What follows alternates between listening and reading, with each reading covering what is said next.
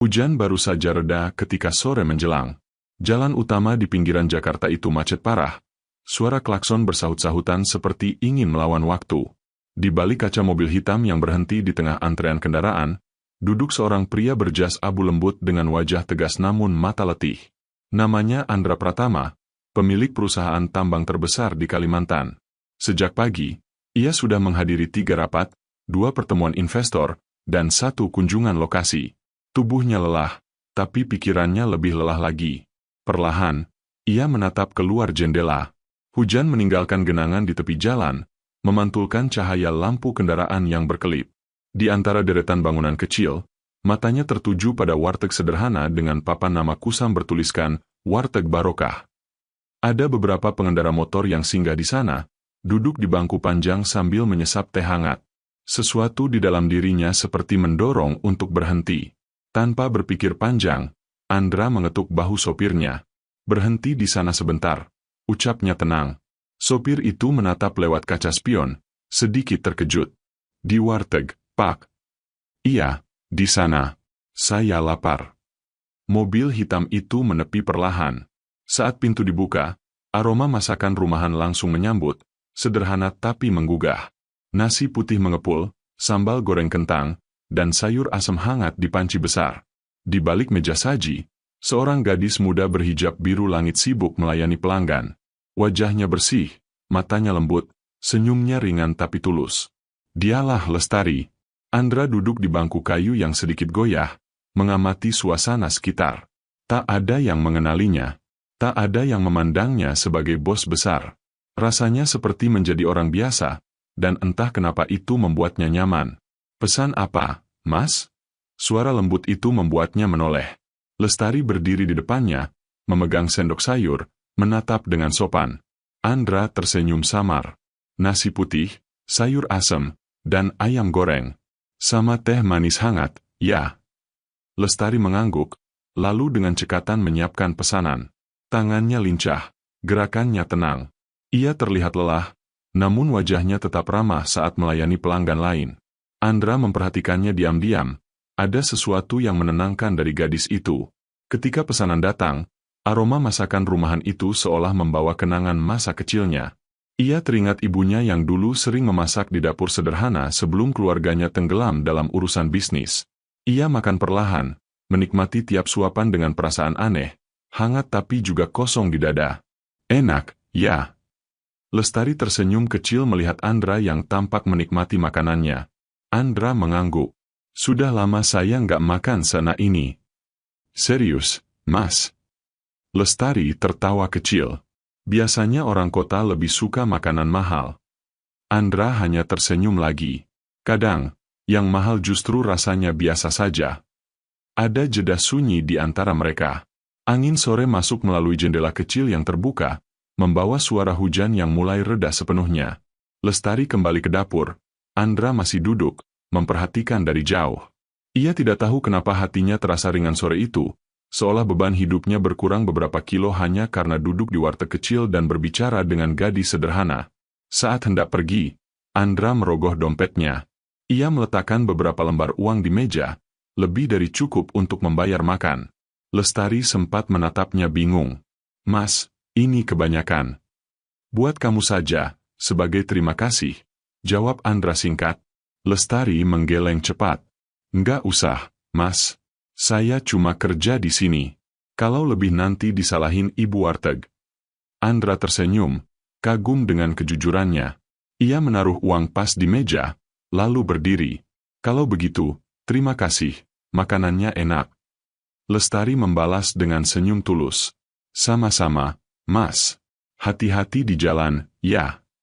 Saat keluar dari warteg itu, Andra menatap langit yang mulai terang. Ada sesuatu yang berbeda dalam langkahnya. Dunia masih sama, macet, bising, penuh ambisi, tapi hatinya tidak lagi sepi. Ia tidak tahu nama gadis itu siapa, tapi suaranya, senyumnya, dan cara matanya menatap, semua melekat di ingatan. Di dalam mobil, sopirnya bertanya, Pak, kenapa makan di warteg? Kan bisa pesan makanan di restoran mana saja. Andra hanya menjawab pelan, kadang, ketenangan nggak dijual di restoran mahal. Sepanjang perjalanan kembali ke rumah, Andra menatap keluar jendela. Ia melihat wajah Lestari berulang kali di pikirannya. Ada rasa penasaran yang tumbuh perlahan. Siapa gadis itu? Kenapa ia terlihat begitu kuat, tapi matanya seperti menyimpan kesedihan? Di sisi lain, di warteg kecil itu, Lestari duduk di bangku belakang setelah pelanggan terakhir pergi. Ia menatap uang tip kecil yang tersisa di meja dan tersenyum. Entah kenapa, hatinya hangat. Pria itu terlihat berbeda, sopan, dan tidak seperti kebanyakan pelanggan yang sering menggoda atau berbicara seenaknya. Hujan mulai turun lagi, rintiknya lembut di atap seng. Di dalam keheningan itu, dua hati yang tidak saling mengenal mulai terikat oleh sesuatu yang belum bisa dijelaskan. Bukan cinta, bukan kagum, hanya rasa tenang yang aneh, yang nanti akan tumbuh menjadi sesuatu yang jauh lebih besar dari sekadar pertemuan di warteg pinggir jalan. Hujan masih turun lembut di malam itu, seperti menandai awal sesuatu yang belum selesai. 2 hari berlalu sejak Andra mampir ke warteg kecil itu, tapi wajah gadis berhijab biru langit itu terus muncul di pikirannya. Ia bahkan tanpa sadar teringat senyum Lestari saat makan siang di kantor, atau bayangan matanya yang jujur saat malam mulai sepi. Pagi itu, setelah rapat di kantornya selesai, Andra berdiri di depan jendela besar lantai 2 gedung perusahaannya. Dari atas, mobil-mobil tampak seperti semut yang berlari tanpa arah. Dunia bisnis yang ia kuasai dengan mudah, tiba-tiba terasa membosankan. Entah kenapa, pikirannya melayang pada aroma sayur asem dan sambal kentang di warteg itu. Reno, panggilnya pelan pada asisten pribadinya yang sedang merapikan berkas. Ya, Pak. Sore ini, jangan jemput saya di kantor. Saya ada urusan pribadi.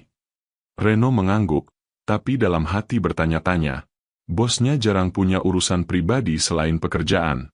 Menjelang sore, Andra memutuskan untuk pergi sendiri. Ia menyetir mobil hitamnya perlahan menuju arah yang sudah ia hafal di luar kepala. Saat mobil berhenti di depan warteg Barokah, matahari hampir tenggelam. Jalanan sudah tidak terlalu ramai, tapi suara motor dan obrolan orang-orang masih terdengar hidup. Warteg itu masih sama. Catnya yang mulai pudar, bangkunya yang retak, dan aroma tumisan bawang yang menenangkan. Tapi kali ini, Andra masuk dengan perasaan berbeda. Ada harapan kecil di dadanya. Lestari sedang menyapu lantai ketika melihatnya masuk. Sekilas ia tampak terkejut, tapi segera tersenyum seperti biasa. Mas yang kemarin, ya? Datang lagi, ucapnya ramah. Andra mengangguk. Iya, saya kangen sayur asemnya. Lestari tertawa kecil. Wah, baru kali ini ada pelanggan kangen sama sayur asem. Ia kembali ke dapur, mengambilkan nasi dan lauk. Sementara itu, Andra duduk di tempat yang sama seperti dulu, memperhatikan sekeliling. Ada 2 ibu-ibu sedang makan, seorang tukang ojek yang menunggu hujan reda, dan seorang anak kecil yang bermain dengan tutup botol di lantai. Suasana itu sederhana, tapi penuh kehidupan. Saat Lestari datang membawa makanan, Andra menatapnya sejenak. Kamu kerja dari pagi terus, ya? Iya, Mas. Biasanya sampai malam. Kalau sepi begini malah enak, bisa istirahat sedikit. Capek enggak? Lestari tersenyum, menaruh piring di meja. Namanya juga hidup, Mas. Capek itu biasa. Yang penting bisa terus jalan. Andra terdiam, mendengar kalimat sederhana itu seperti tamparan halus. Ia punya segalanya, tapi sering mengeluh soal hal sepele. Sedangkan gadis ini, dengan semua keterbatasannya, bisa bicara tentang hidup dengan ringan. Mas kerjanya di mana, sih? Tanya Lestari sambil menuangkan teh manis ke gelas kaca. Di proyek, jawab Andra singkat. Oh, kerja lapangan, ya? Iya, kadang keluar kota juga. Lestari mengangguk pelan. Pantes aja kulitnya agak gosong. He. Andra tertawa kecil untuk pertama kali setelah sekian lama. Hujan kembali turun, kali ini agak deras. Suaranya menabrak atap seng dengan ritme yang menenangkan. Lestari duduk di bangku seberang, menatap hujan sambil memegang gelas teh. Andra ikut menatap ke arah luar. Dalam hening, hanya suara hujan yang berbicara. Mas, aneh ya. Orang suka hujan, tapi kadang lupa kalau ada yang harus tetap kerja di bawahnya. Ucap Lestari tiba-tiba. Andra menoleh. Maksud kamu? Ya kayak saya, tukang ojek, pedagang. Kalau hujan berhenti, baru bisa napas. Tapi kalau nggak kerja, nggak makan. Kadang hidup lucu. Ya, Mas. Andra hanya menatapnya dalam diam. Ia ingin menjawab, tapi kata-kata tertelan di tenggorokan. Hatinya hangat, tapi juga tersentuh. Setelah beberapa saat, pelanggan lain mulai pergi. Warteg itu hampir sepi. Andra masih duduk di sana, menunggu hujan berhenti, tapi sebenarnya ia menunggu sesuatu yang lain, momen yang tidak ingin cepat selesai. Lestari kembali ke meja, membawa piring kosong. Mas, tadi uangnya kelebihan lagi, loh, katanya sambil menunjukkan nota kecil. Andra menggeleng. Anggap saja buat teh tambahannya. Mas ini aneh, suka banget kasih lebih. Saya takut nanti ibu warteg pikir saya ambil uangnya. Jawab Lestari jujur. Andra tertawa kecil. Kamu selalu jujur, ya. Lestari menatapnya. Kalau bukan jujur, mau apa lagi yang bisa saya jual, Mas? Orang miskin kan cuma punya kejujuran. Kalimat itu membuat dada Andra terasa sesak. Ia menatap gadis itu lama, seolah berusaha mengingat wajahnya dalam setiap detail. Matanya, suaranya, cara ia berbicara. Semuanya sederhana, tapi nyata. Tidak ada kepura-puraan di sana. Hujan perlahan berhenti. Suara adzan maghrib terdengar dari kejauhan. Lestari berdiri, menutup toples kerupuk, lalu melipat kain lap di tangannya. Saya mau bersih-bersih dulu, ya, Mas. Andra mengangguk. Boleh saya bantu? Lestari langsung menatapnya heran. Bantu? Mas mau bantu cuci piring? Kenapa enggak? Jawab Andra sambil tersenyum. Lestari tertawa geli. Mas ini benar-benar aneh. Nanti bajunya basah semua. Enggak apa-apa. Toh cuma air. Dan sore itu, untuk pertama kalinya dalam hidupnya, seorang bos tambang mencuci piring di warteg kecil. Tangan yang biasa memegang pena kontrak dan ponsel mahal, kini membilas piring dengan sabun cair di bawah keran air kecil. Lestari tertawa melihatnya kikuk, dan Andra ikut tertawa tanpa sadar. Saat selesai, tangan mereka tanpa sengaja bersentuhan. Keduanya terdiam sejenak. Ada keheningan yang aneh, tapi hangat. Lestari buru-buru menarik tangannya dan berdehem pelan. Makasih, Mas, udah bantu. Andra menatapnya, kali ini dengan senyum yang berbeda, lebih dalam, lebih tulus. Saya yang harusnya terima kasih. Saya jadi ingat rasanya hidup apa adanya. Malam turun perlahan, menyelimuti langit kota. Andra melangkah keluar dari warteg itu dengan langkah ringan. Hujan sudah reda, udara terasa segar.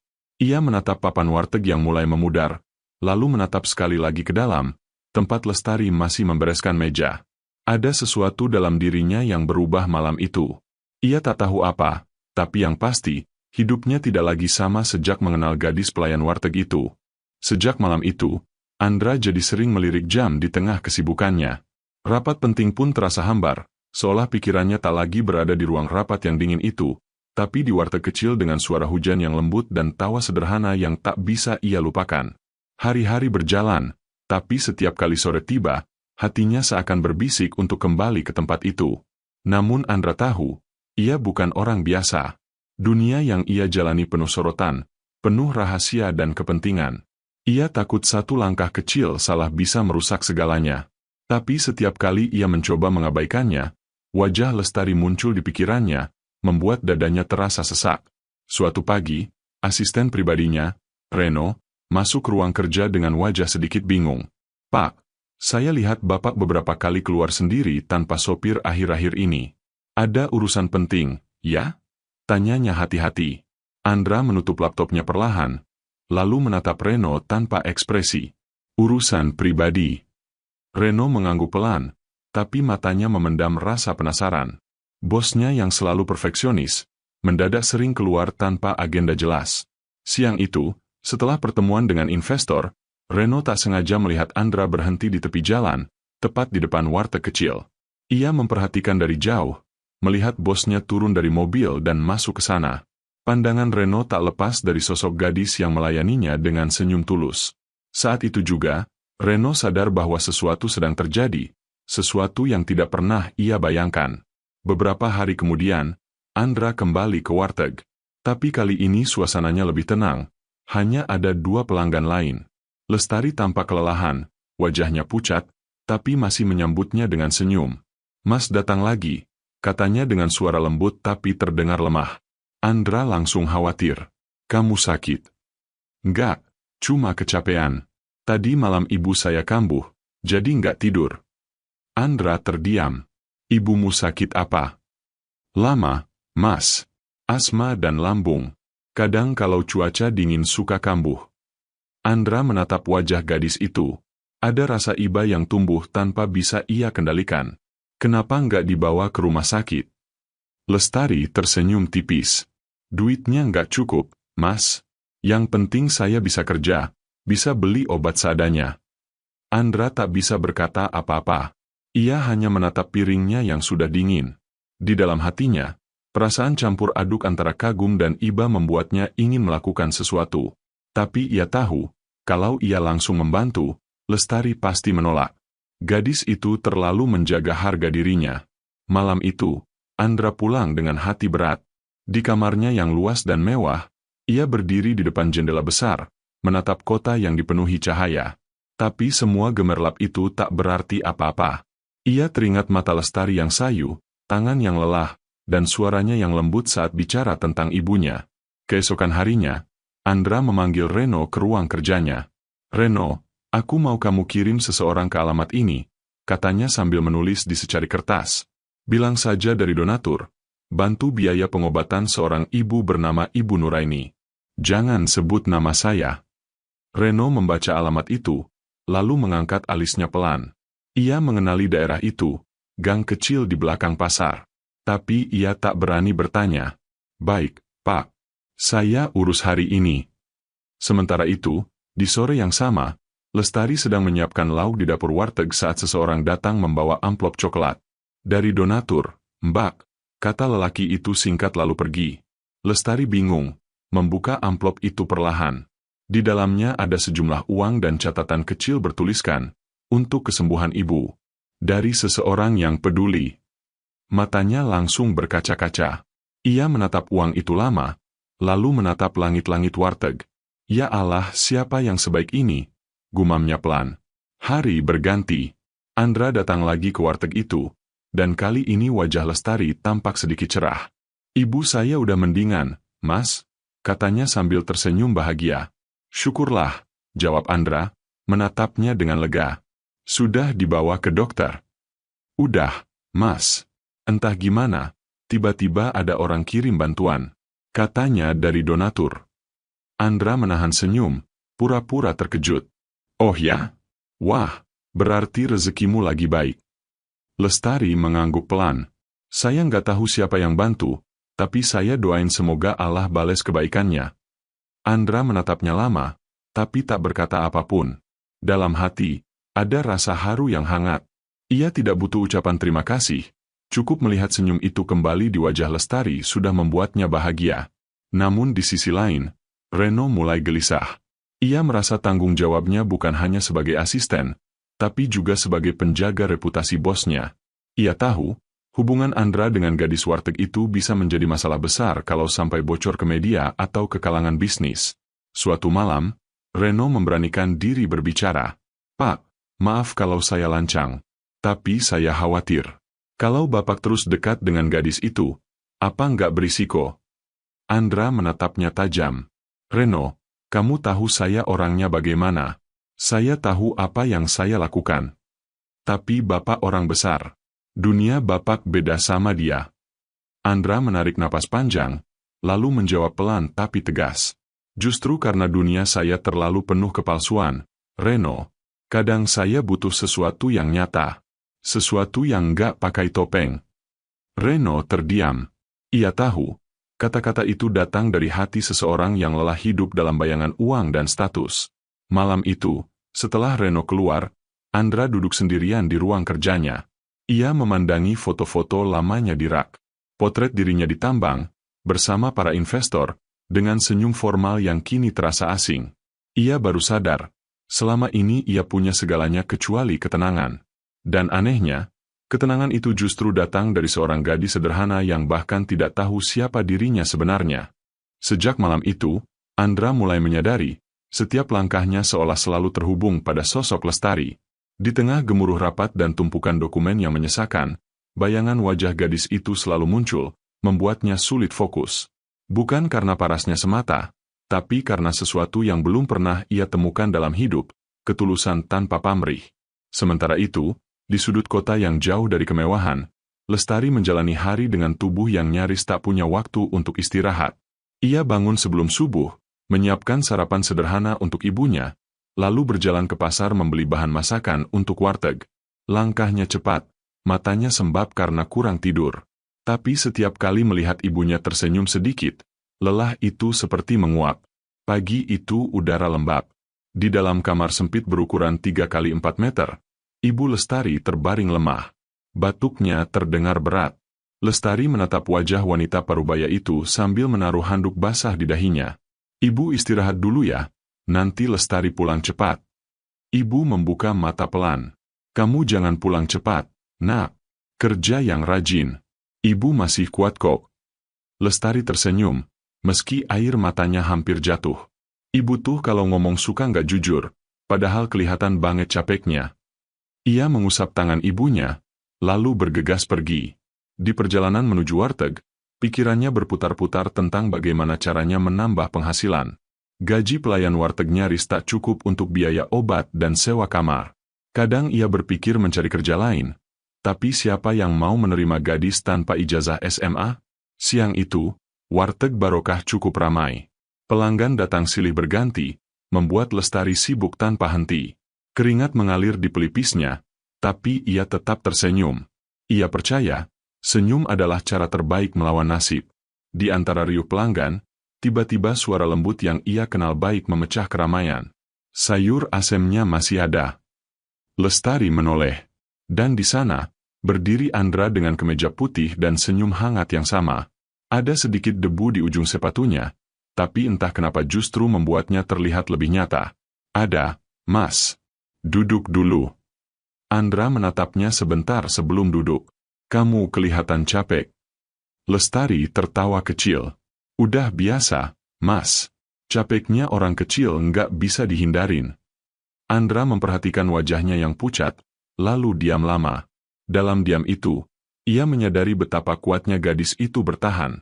Ia ingin bilang kalau ia bisa bantu, tapi menahan diri. Ia tahu, sedikit saja ia salah bicara, gadis itu bisa menjauh. Beberapa saat kemudian, pelanggan mulai berkurang. Lestari akhirnya bisa duduk sebentar, meneguk air putih. Andra menatapnya sambil berkata pelan, "Kamu nggak pernah libur, ya?" "Jarang, Mas. Kalau libur, siapa yang kerja? Lagi pula, saya suka kok kerja di sini. Banyak yang butuh makan murah. Kadang lihat orang bisa makan aja udah bikin hati tenang." Andra menatapnya dengan kagum. Kamu selalu lihat hal baik di tempat yang bahkan orang lain anggap biasa. Lestari tersenyum kecil. Kalau kita terus lihat yang jelek, hidup nggak bakal ada habisnya, Mas. Hening sesaat. Hanya terdengar suara panci dari dapur dan langkah seseorang yang lewat di luar. Hujan turun perlahan, seolah jadi latar lembut untuk percakapan yang tak ingin berhenti. Di sisi lain kota, Reno yang sedang memeriksa laporan proyek menatap layar komputer sambil menghela napas berat. Ia baru saja mendapat kabar dari salah satu karyawan lapangan yang melihat bosnya beberapa kali mampir ke daerah kecil di pinggiran kota. Reno tahu, itu pasti tentang gadis warteg itu lagi. Dan itu membuatnya semakin resah. Dunia bisnis tambang penuh intrik, dan satu kesalahan kecil bisa menjadi bahan gosip besar. Ia tak ingin nama besar Andra jatuh hanya karena hubungan yang tak seimbang.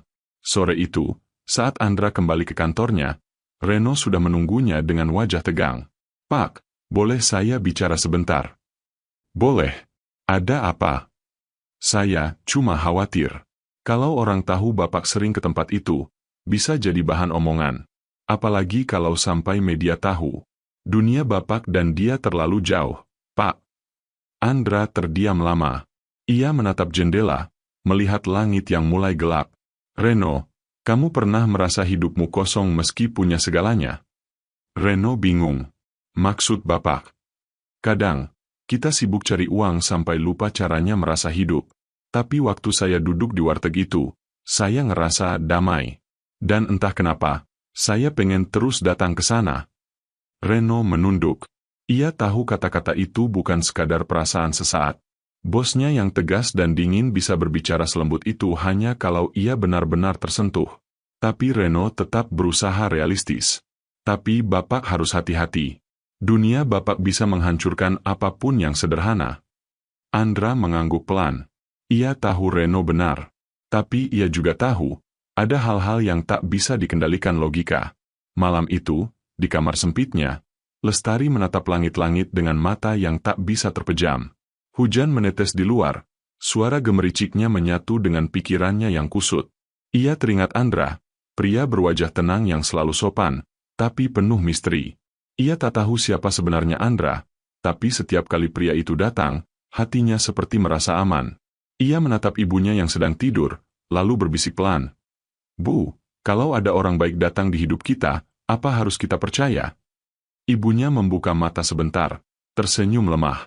Percaya boleh, nak, tapi tetap jaga hati. Orang baik pun bisa berubah kalau diuji. Kata-kata itu menancap dalam benaknya. Lestari menutup mata, tapi pikirannya masih melayang pada sosok pria yang duduk di bangku warteg, makan sayur asem dengan senyum yang hangat. Ia tidak tahu, malam itu di tempat lain, pria itu juga sedang menatap langit yang sama, memikirkan dirinya dengan perasaan yang sama rumitnya. Dua dunia yang berbeda, dua hati yang sama-sama kesepian, mulai berjalan di jalur yang perlahan akan bertemu di satu titik di mana cinta dan rahasia akan saling menyingkap satu persatu. Hari itu, mentari pagi terasa hangat setelah semalam hujan mengguyur kota. Jalanan masih basah, tapi langit bersih dan cerah. Di sebuah mobil hitam yang melaju perlahan melewati gang kecil, Andra duduk tenang di belakang kemudi, tanpa sopir, tanpa jas mahal, hanya mengenakan kemeja polos warna abu muda. Tujuannya tetap satu, warteg kecil yang kini terasa lebih berarti daripada gedung perusahaannya sendiri. Saat tiba di sana, suara wajan yang bergesekan dengan sendok terdengar dari dapur. Aroma tumisan bumbu memenuhi udara. Lestari tampak sedang menatap piring di meja, wajahnya segar meski matanya masih menyimpan lelah. Saat melihat Andra, senyum itu kembali muncul, seperti cahaya pagi yang menembus jendela. Mas Andra, datang pagi banget, ucapnya ramah. Andra membalas dengan senyum hangat. Kangen sarapan di sini. Lestari terkekeh kecil. Nasi uduk sama tempe orek, kayak kemarin. Boleh, tapi kali ini saya yang ambil sendiri, biar kamu istirahat sebentar. Lestari menggeleng cepat. Nggak usah, Mas. Biar saya aja. Kalau pelanggan ngambil sendiri nanti ibu warteg ngomel. Andra tertawa pelan. Oke deh, saya nurut. Mereka berbicara ringan di antara piring dan sendok yang beradu, tapi ada sesuatu yang berubah. Cara Andra menatap Lestari lebih lembut, tidak lagi sekadar rasa kagum. Begitu pula Lestari, ia mulai merasa nyaman setiap kali pria itu datang. Hatinya yang selama ini tertutup perlahan terbuka, meski ia tahu mereka berasal dari dunia yang jauh berbeda. Usai sarapan, Andra duduk cukup lama sambil menikmati teh hangat. Di luar, angin meniup daun-daun kering dari pohon mangga di depan warteg. Lestari duduk di bangku seberang, sambil melipat serbet. Suasana hening, tapi tidak canggung. Mas, saya pernah penasaran, ucap Lestari tiba-tiba. Kenapa Mas selalu makan di sini? Banyak warung lebih bagus dari ini, loh. Andra menatapnya, tersenyum samar. Karena di sini saya ngerasa bukan siapa-siapa. Di tempat lain, semua orang lihat saya dari apa yang saya punya. Di sini, cuma rasa lapar dan senyum yang penting. Lestari terdiam, matanya menatap wajah Andra yang tenang. Kalimatnya kayak orang bijak, tapi matanya kayak orang capek. Andra tertawa kecil. Mungkin dua-duanya benar. Mereka sama-sama diam lagi, membiarkan waktu berjalan pelan. Dari kejauhan, terdengar suara azan zuhur. Lestari menunduk, lalu berkata pelan, Mas, saya boleh jujur? Tentu. Kadang saya takut, Mas. Takut terbiasa sama seseorang yang bisa pergi kapan saja. Saya udah sering ditinggalin orang. Ayah, teman, bahkan beberapa pelanggan baik yang tiba-tiba nggak pernah datang lagi. Jadi, kalau Mas suatu hari nggak kesini lagi, mungkin saya bakal kangen. Andra menatapnya dalam diam. Kata-kata itu menembus sesuatu di dalam dadanya. Ia ingin berkata bahwa ia tak akan pergi, tapi ia juga tahu bahwa dunia tidak sesederhana itu. Ia hanya bisa berkata pelan, "Kalau saya pergi, mungkin bukan karena saya mau, tapi karena keadaan yang maksa." Lestari tersenyum tipis, mencoba menutupi rasa hangat yang naik di pipinya. "Iya, saya ngerti." Hari itu menjadi awal perubahan. Setelah kejadian itu, Andra semakin sering datang, bahkan kadang membantu Lestari menutup warteg di malam hari. Ia mulai tahu bahwa Lestari suka melukis kecil di buku catatan bekas, dan Lestari tahu bahwa Andra suka menatap langit malam sambil mendengarkan suara hujan. Suatu malam, saat warteg sudah hampir tutup, hujan turun dengan derasnya. Lestari sedang menata kursi ke dalam ketika tiba-tiba petir menyambar dan lampu padam. "Aduh!" Lestari terlonjak kecil. "Tenang," suara Andra terdengar di belakangnya. Ia mengambil ponsel, menyalakan senter, dan cahaya putihnya menerangi ruangan kecil itu. "Makasih, Mas," kata Lestari sambil menunduk. "Saya paling gak suka gelap." Andra tersenyum. "Gelap nggak selalu menakutkan, asal kita tahu ada orang yang jagain." Lestari menatapnya, dan di antara cahaya redup itu, pandangan mereka bertemu. Ada keheningan yang begitu panjang, tapi juga hangat. Seolah dunia di luar berhenti sejenak. Tiba-tiba suara motor lewat membuyarkan suasana.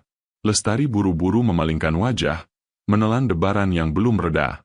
"Mas, hujan begini nggak pulang?" Andra melihat keluar. Air turun deras, membentuk tirai di depan pintu. "Saya tunggu reda dulu. Kamu juga sebaiknya jangan jalan dulu." "Saya biasa kok jalan di hujan, Mas." "Ya, tapi malam ini beda," jawab Andra pelan, membuat Lestari menatapnya heran. "Entah kenapa saya nggak tenang kalau kamu kehujanan sendirian." Kata-kata itu menggantung di udara. Tak ada yang berani memecahnya. Hanya suara hujan dan detak jantung yang terasa makin cepat. Ketika akhirnya hujan mereda, Andra mengantar Lestari sampai ujung gang. Udara dingin menyentuh kulit, dan sisa air menetes dari atap rumah. Lestari berjalan pelan, sementara Andra memayungi mereka berdua. "Mas, nggak perlu ngantar. Rumah saya nggak jauh. Biar saya pastikan kamu sampai." Langkah mereka berhenti di depan gang kecil. Lestari menatap Andra, lalu menunduk. "Makasih, Mas. Udah baik banget sama saya." Andra menatapnya lama, lalu berkata lembut, "Kalau kamu butuh bantuan, apapun itu, janji ya bilang ke saya." Lestari tersenyum tipis. "Saya nggak mau ngerepotin orang." "Bukan repot. Kadang bantu orang justru bikin saya ngerasa hidup." Hening sejenak. Angin membawa aroma tanah basah. Lestari menggigit bibir bawahnya, lalu pelan-pelan mengangguk. "Baik, Mas. Saya janji." Andra menatapnya dalam-dalam, lalu menyerahkan payungnya. "Ambil ini. Saya punya banyak. Tapi nanti Mas kehujanan." "Saya nggak apa-apa." Lestari menerima payung itu, jari mereka bersentuhan sebentar, membuat dada keduanya bergetar. Saat Andra berbalik pergi, Lestari menatap punggungnya sampai hilang di tikungan. Hujan berhenti sepenuhnya, tapi hatinya berdebar seperti hujan baru saja dimulai. Malam itu, untuk pertama kalinya, Lestari berdoa bukan hanya untuk ibunya, tapi juga untuk seseorang yang baru saja membuatnya percaya bahwa kebaikan masih ada di dunia ini. Dan di rumah mewahnya yang sunyi, Andra duduk di balkon dengan pakaian basah, memandangi langit gelap. Untuk pertama kalinya sejak bertahun-tahun, ia tersenyum tanpa alasan, karena hatinya mulai mengenal cinta yang tumbuh perlahan dari tempat yang tak pernah ia duga. Namun seperti hujan yang datang setelah langit terlalu lama cerah, kebahagiaan itu tak berlangsung lama. Takdir mulai memainkan caranya sendiri untuk menguji hati mereka. Pagi itu, langit Jakarta biru cerah. Lestari membuka warteg seperti biasa, menyiapkan lauk dengan semangat yang tak ia sadari berasal dari satu alasan, menunggu seseorang datang. Tapi hari itu, Andra tak muncul. Hari berikutnya pun sama. Hingga 3 hari berlalu, dan bangku kayu di pojok warteg itu tetap kosong.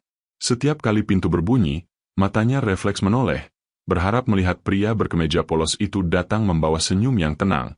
Tapi yang datang hanya pelanggan biasa, wajah-wajah asing yang silih berganti. Di dalam hatinya, ada rasa kehilangan yang pelan-pelan tumbuh menjadi rindu. Di sisi lain kota, Andra sibuk menghadiri serangkaian rapat besar. Salah satu perusahaannya sedang disorot media karena proyek tambang barunya yang dinilai merugikan warga setempat. Wartawan berlomba-lomba menggali berita tentang sosok sang pemilik tambang, Andra Pratama. Wajahnya terpampang di layar televisi, majalah, dan media sosial. Dan hari itu, nasib mempertemukan dua dunia itu dengan cara yang paling tak terduga. Sore menjelang, warteg Barokah tak terlalu ramai. Seorang pelanggan setia yang sering menonton berita di televisi kecil pojok ruangan menyalakan saluran berita nasional. Suara penyiar perempuan menggema. Pemilik perusahaan tambang terbesar, Andra Pratama, menghadiri konferensi pers hari ini terkait isu lingkungan di Kalimantan. Lestari yang tengah mengisi teh di gelas pelanggan spontan menoleh. Pandangannya terpaku pada layar televisi. Di sana, sosok pria berjas abu-abu berdiri di hadapan banyak kamera. Suaranya jelas, wibawanya kuat, dan senyumnya senyum yang ia kenal betul. Tangannya gemetar. Itu, suaranya tercekat. Pelanggan di depannya ikut menatap layar. Wah, orang kaya banget ya itu, bos tambang Andra Pratama. Dengar-dengar perusahaannya punya tambang di 3 provinsi. Lestari menelan ludah. Wajahnya pucat. Ia mencoba tersenyum kaku, lalu cepat-cepat kembali ke dapur, tapi langkahnya goyah. Di sana, ia bersandar di dinding, menahan dada yang berdegup tak karuan. Semua potongan kenangan tiba-tiba berputar. Cara Andra menatapnya, sikap sopannya, tutur katanya. Semua tampak begitu tulus. Tapi kini semuanya terasa seperti sandiwara. Mungkin dia datang ke sini cuma buat hiburan. Bisiknya pelan, suaranya bergetar. Aku ini cuma pelayan warteg, mana mungkin dia sungguh-sungguh. Malam itu, ia pulang lebih cepat. Langit mendung. Jalanan basah oleh sisa hujan. Ia berjalan tanpa arah, payung di tangannya gemetar. Di kepalanya hanya satu pertanyaan, mengapa Andra tidak jujur? Sementara itu, di rumah besar yang sunyi, Andra duduk di ruang kerjanya dengan wajah lelah. Ia tahu berita tentang dirinya kini tersebar di mana-mana. Ponselnya penuh dengan panggilan yang ia abaikan. Tapi ada satu nama yang terus ia cari di layar, Lestari. Ia ingin menghubungi gadis itu, tapi sesuatu menahannya. Ia takut. Takut kehilangan sesuatu yang paling ia jaga, pandangan jujur Lestari terhadap dirinya yang bukan siapa-siapa. Namun takdir tak memberi waktu untuk berpikir lama. Malam berikutnya, ketika hujan turun deras, Andra memutuskan datang ke warteg itu. Ia mengenakan jaket sederhana, tanpa mobil mewah, tanpa pengawal. Warteg itu sudah hampir tutup. Lestari tengah mengelap meja, tapi langkahnya terhenti ketika pintu terbuka dan sosok itu muncul. Andra, suaranya bergetar, tanpa embel-embel, "Mas," seperti biasanya. Andra menatapnya dengan mata yang sama teduhnya, tapi kali ini tak ada senyum. "Kamu udah tahu, ya?" Lestari menatapnya tajam, air matanya mulai jatuh. "Kenapa kamu nggak bilang dari awal? Kamu pikir aku nggak pantas tahu siapa kamu sebenarnya?" Andra menarik napas panjang. "Aku cuma pengin kamu kenal aku apa adanya, tanpa nama besar, tanpa uang, tanpa segala hal yang bikin aku kehilangan diri sendiri." "Jadi semua ini bohong?" "Tidak." Andra menatapnya dalam. "Yang aku rasain ke kamu, itu yang paling jujur dari semua hal yang pernah aku punya." Lestari terdiam lama. Hatinya penuh amarah, tapi di balik itu ada luka yang lebih dalam. Luka karena merasa tak pantas. "Aku cuma pelayan warteg, Andra. Dunia kamu terlalu tinggi. Aku bahkan nggak bisa nyentuhnya tanpa jatuh." Andra melangkah mendekat. "Aku nggak peduli dunia mana yang kamu pikir aku punya. Yang aku tahu, di depan aku sekarang ada perempuan yang bikin aku ngerasa hidup." "Berhenti ngomong begitu," teriak Lestari pelan, air matanya deras. "Kamu nggak tahu gimana rasanya jadi orang yang selalu ditinggalkan, Andra. Aku nggak mau jadi permainan perasaan buat orang sepertimu." Hening panjang menyelimuti ruangan. Di luar, hujan turun semakin deras, seperti menutupi suara isak mereka. Andra akhirnya berkata pelan, suaranya nyaris bergetar. "Aku nggak akan maksa kamu percaya. Tapi satu hal, aku datang ke sini bukan karena kasihan. Aku datang karena aku butuh kamu." Lestari menatapnya dengan mata yang basah, tapi tetap berani. "Kalau kamu benar butuh aku, kenapa baru sekarang jujur?" Andra menunduk, lalu berkata lirih, "Karena aku takut. Takut kehilangan satu-satunya tempat di mana aku bisa jadi manusia biasa. Kata-kata itu menusuk hati Lestari. Ia menunduk, menahan tangis. Hujan masih turun deras, tapi kini di antara mereka ada jarak yang tak lagi bisa dijembatani. Andra melangkah mundur, menatap Lestari sekali lagi sebelum berbalik pergi. Aku nggak tahu kamu bakal maafin aku atau enggak, katanya lirih. Tapi aku nggak akan berhenti doain kamu bahagia, walaupun bukan sama aku. Pintu warteg menutup perlahan, meninggalkan keheningan. Lestari berdiri di sana, air mata jatuh bersamaan dengan rintik hujan yang menetes dari atap. Di dadanya ada sesak yang tak bisa dijelaskan, antara cinta, kecewa, dan kehilangan. Malam itu, untuk pertama kalinya, dua hati yang sama-sama jujur terpisah oleh kebenaran yang seharusnya menyatukan mereka. Hujan belum berhenti, tapi di hati Lestari, badai sudah lebih dulu menggulung segalanya. Ia duduk di bangku warteg yang kosong, lampu mulai padam satu persatu, menyisakan cahaya redup dari bohlam kecil di sudut dapur. Tangannya menggenggam gelas teh hangat yang sudah dingin, matanya menatap pintu yang baru saja tertutup.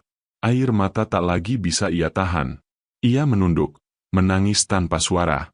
Semua kenangan bersama Andra berkelebat, tawa kecilnya, cara dia menatap lembut, bahkan saat mereka sama-sama mencuci piring di bawah cahaya lampu yang remang. Semua terasa nyata, tapi kini justru menyakitkan. Kenapa harus dia? Bisiknya lirih. Kenapa harus orang seperti dia yang datang lalu pergi begitu saja? Di luar sana, Andra masih berdiri di bawah hujan. Payung yang ia bawa tadi tertinggal di dalam warteg. Air menetes dari rambutnya, tapi ia tak peduli. Langkahnya berat, tapi hatinya lebih berat lagi. Ia tahu Lestari terluka. Ia tahu, semua yang ia sembunyikan kini menjadi dinding tinggi di antara mereka. Ia tak menyalahkan siapapun, kecuali dirinya sendiri. Keesokan harinya, warteg Barokah tampak sepi. Lestari datang lebih pagi, tapi semangatnya hilang. Ibu warteg menatapnya heran. Tari, kamu kenapa? Sakit. Lestari menggeleng pelan. Enggak, Bu. Cuma capek aja. Capek hati, ya? Tanya ibu itu setengah bercanda, tapi tatapan Lestari membuatnya terdiam. Hari-hari berikutnya berlalu lambat. Andra tak lagi datang, dan setiap kali pelanggan menyebut namanya tanpa sengaja, dada Lestari seperti ditusuk. Malam-malamnya diisi oleh pikiran yang tak bisa ia hentikan. Apakah Andra benar-benar mencintainya?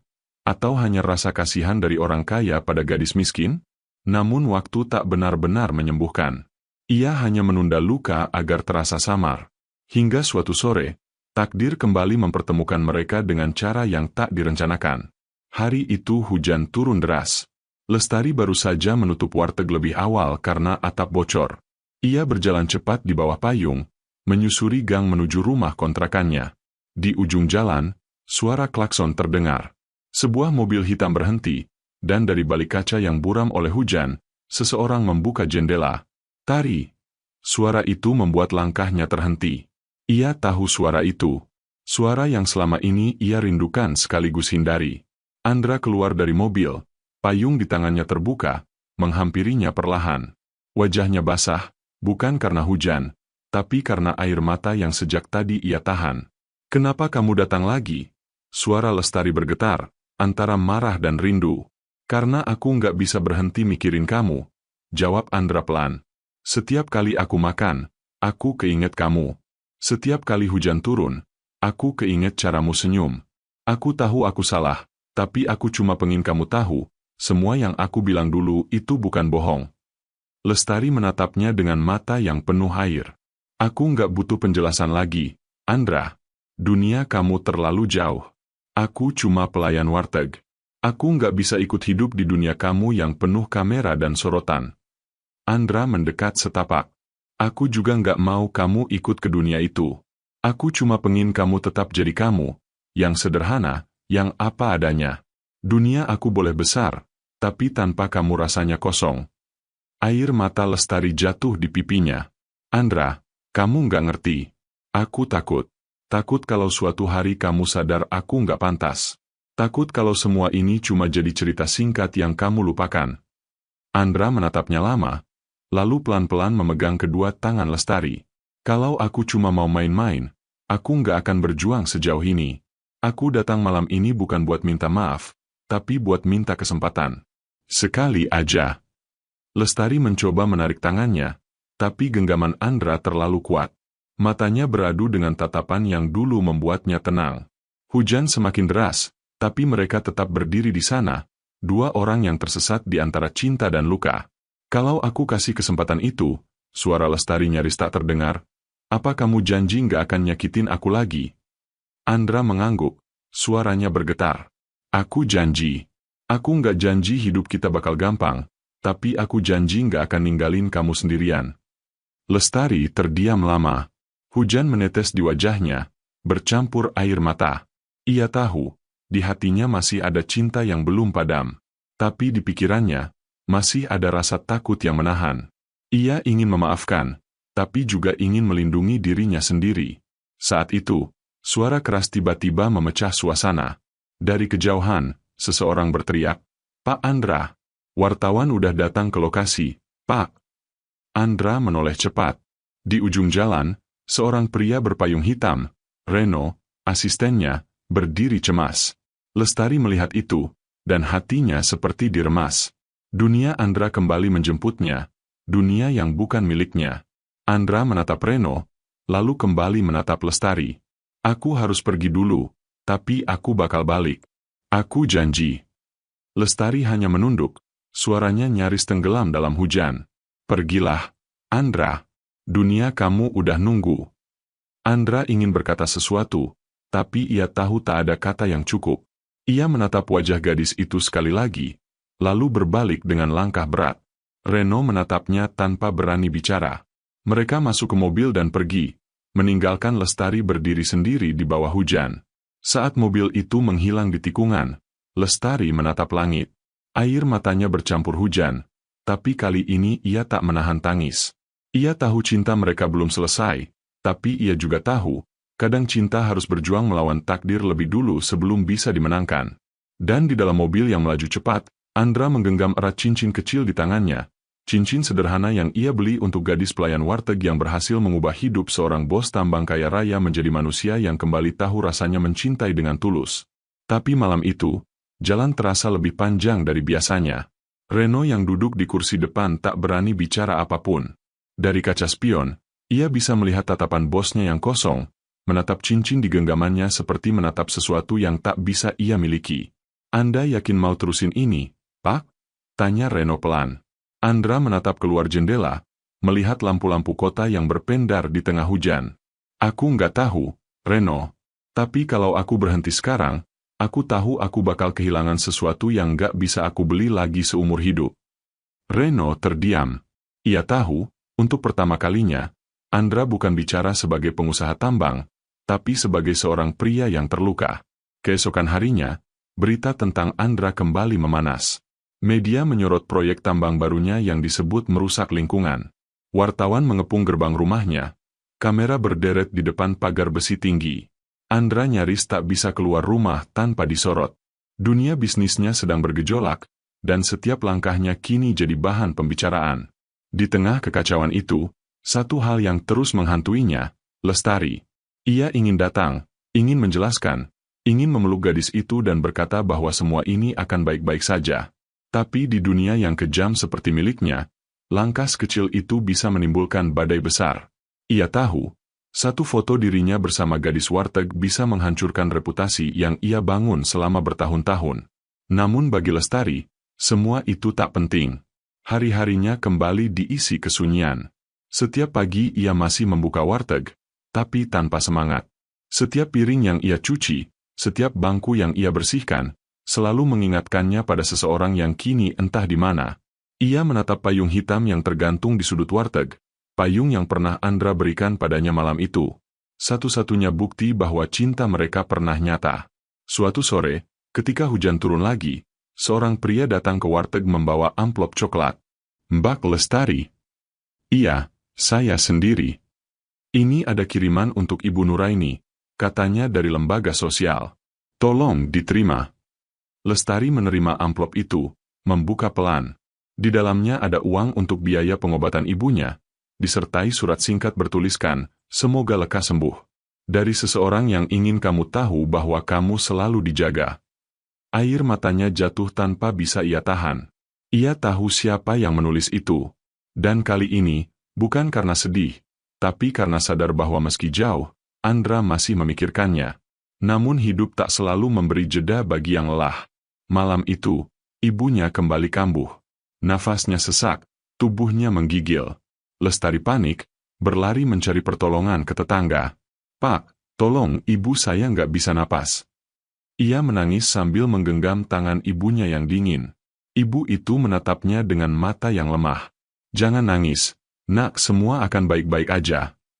"Ibu jangan ngomong gitu, Bu. Nanti saya panggil dokter." Ibu tersenyum samar, tangannya mengusap pipi anaknya. "Kamu anak kuat, Tari. Kamu harus terus hidup, ya. Jangan takut jatuh cinta, orang baik akan selalu dijaga, asal hatinya jujur." Nafasnya terputus pelan, dan Lestari memeluk tubuh ibunya yang mulai dingin. Hujan di luar berubah deras, seolah langit pun ikut menangis. Berita tentang kepergian Ibu Lestari sampai juga ke telinga Andra lewat Reno. Saat itu juga, ia meninggalkan rapat penting, mengabaikan semua protokol, dan melaju sendiri ke arah rumah kecil di pinggiran kota. Hujan belum reda ketika ia tiba di sana. Di depan rumah kontrakan sempit itu, lampu dinding berkelap-kelip, dan di dalamnya beberapa tetangga sedang duduk membacakan doa.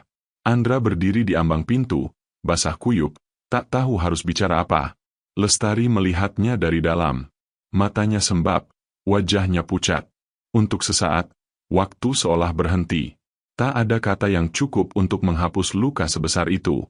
Andra melangkah mendekat, lalu berlutut di depan jasad Ibu Lestari yang dibungkus kain putih. Tangannya bergetar. "Maaf, Bu.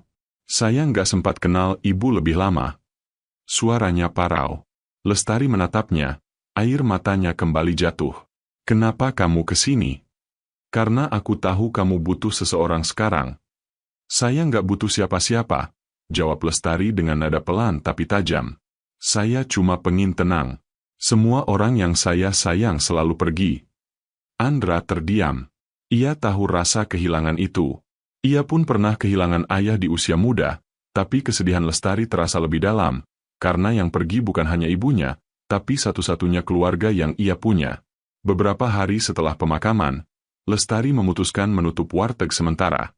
Ia butuh waktu, tapi Andra tetap datang, berdiri di depan warteg yang terkunci, membawa bunga putih dan payung hitamnya.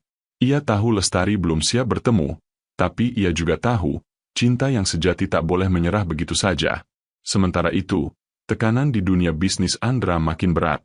Saham perusahaannya turun, media menggali masa lalunya, dan rumor tentang bos tambang yang jatuh cinta pada pelayan warteg mulai beredar di forum gosip.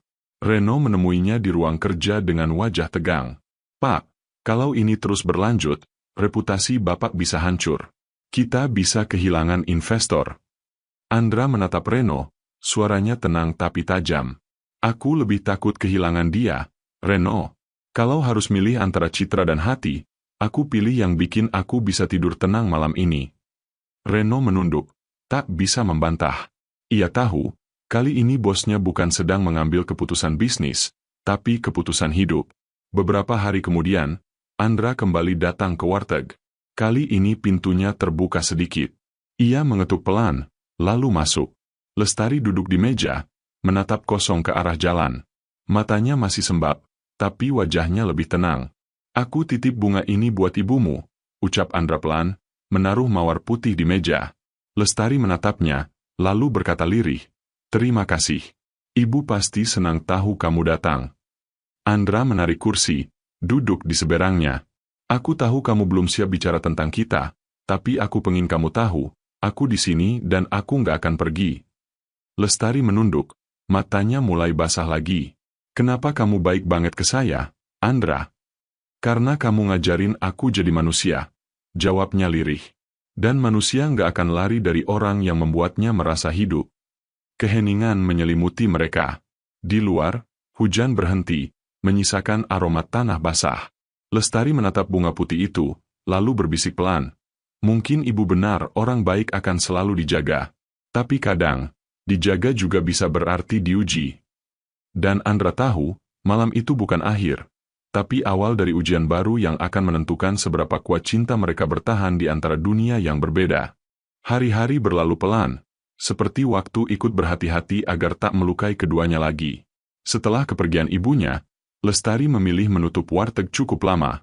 Bangku kayu berdebu, jendela dibiarkan tertutup, hanya aroma sisa kenangan yang tersisa di dalamnya. Namun pagi itu berbeda.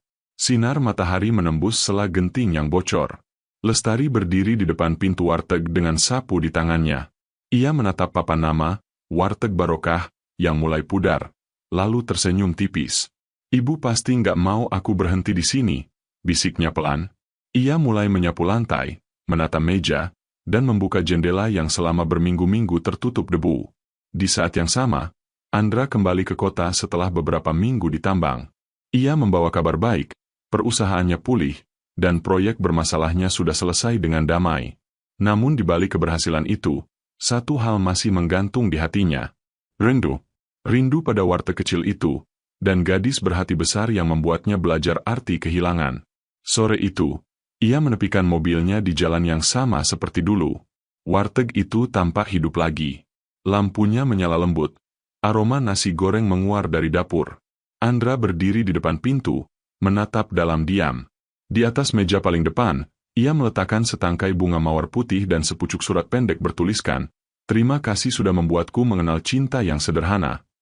Ia hendak pergi ketika suara lembut yang tak asing memanggil dari belakang. "Andra." Langkahnya terhenti. Ia berbalik perlahan. Lestari berdiri di ambang pintu, mengenakan apron biru. Wajahnya bersih meski matanya masih menyimpan bayang sedih. Hening sesaat, hanya suara sendok dari dapur yang terdengar jauh. "Kamu balik," katanya pelan. Andra mengangguk. "Aku janjikan, nggak akan pergi." Lestari menunduk, menahan air mata. "Aku pikir kamu udah lupa tempat ini." "Tempat ini yang bikin aku ingat siapa aku sebenarnya." Mereka saling menatap lama. Tak ada kata cinta, tapi keheningan di antara mereka lebih kuat dari 1000 pengakuan. Hujan tiba-tiba turun, membasahi jalanan di luar, tapi di dalam warteg itu hangat. Andra melangkah pelan, lalu duduk di bangku yang dulu jadi tempatnya pertama kali bertemu Lestari.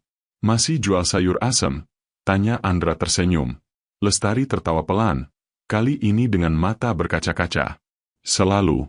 Buat pelanggan paling aneh yang pernah datang." Dan di bawah hujan sore itu, cinta mereka yang sempat hilang akhirnya menemukan jalan pulangnya. Hari-hari setelah pertemuan itu berjalan seperti mimpi yang hangat. Andra kembali datang setiap sore, duduk di bangku yang sama, menikmati sayur asem buatan Lestari, bukan lagi sebagai pelanggan misterius, tapi sebagai pria yang mencintainya tanpa harus bersembunyi. Namun cinta mereka tak lagi bisa disembunyikan. Suatu pagi, seorang wartawan mengambil foto Andra di depan warteg itu. Keesokan harinya, berita itu tersebar luas, bos tambang makan di warteg, ditemani gadis sederhana. Foto mereka terpampang di layar ponsel banyak orang. Dunia gempar, tapi Andra tak gentar. Reno datang tergesa ke kantornya. "Pak, ini bisa jadi masalah besar. Reputasi, saham." Andra memotong dengan tenang. "Biar aja. Selama ini aku sembunyi di balik nama besar. Sekarang aku cuma pengen jujur." Beberapa jam kemudian, Andra menggelar konferensi pers. Di hadapan kamera, ia berdiri tegak, matanya tenang. "Saya Andra Pratama, benar saya mengenal seorang gadis bernama Lestari. Dia bukan siapa-siapa di dunia bisnis, tapi di hidup saya, dia berarti segalanya. Dan saya tidak malu mengakuinya." Ucapan itu mengguncang publik. Sebagian mengagumi, sebagian mencibir. Tapi bagi Lestari, kata-kata itu seperti pelukan dari jarak jauh. Ia menatap televisi di warteg sambil menahan air mata, lalu tersenyum.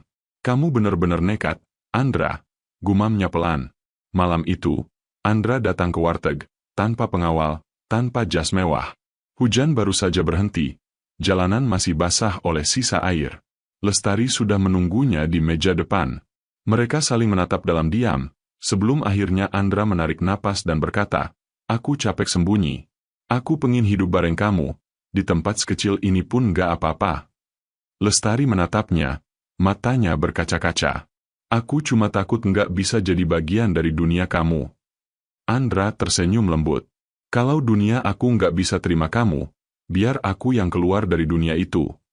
Seketika, hujan rintik kembali turun, tapi kali ini terasa hangat. Andra mengeluarkan cincin kecil dari saku jasnya, cincin yang dulu hampir ia berikan tapi gagal. Ia berlutut pelan di lantai warteg yang basah. Lestari, maukah kamu menikah denganku? Air mata Lestari jatuh bersama senyum yang akhirnya bebas.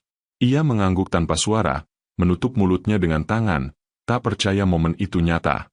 Dan di antara meja sederhana, aroma nasi hangat, dan suara hujan yang lembut, cinta mereka akhirnya tak lagi rahasia.